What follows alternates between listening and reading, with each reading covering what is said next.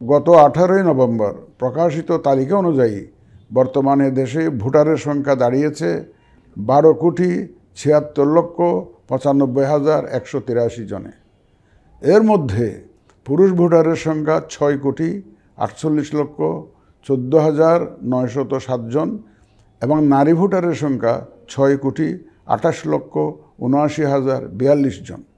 গত এক বছরে নির্বাচন কমিশনের সক্ষমতা বৃদ্ধির পাশাপাশি সংশ্লিষ্ট সকলের জবাবদিহিতা বাড়াতে আমরা বহুবিধ আইনি ও কাঠামোগত সংস্কার সম্পন্ন করেছি। গণপ্রতিনিধিত্ব আদেশ এবং রাজনৈতিক দল ও প্রার্থীদের আচরণবিধিতে যথাযথ পরিবর্তন, সংশোধন ও পরিমার্জন করা হয়েছে।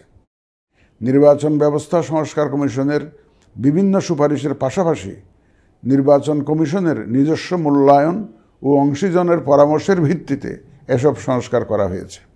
এই উদ্যোগ সফলভাবে সম্পন্ন করতে সহযোগিতার জন্য আমি অন্তর্বর্তীকালীন সরকার, নির্বাচন ব্যবস্থা সংস্কার কমিশন ও জাতীয় ঐকমত্য কমিশন সহ সকল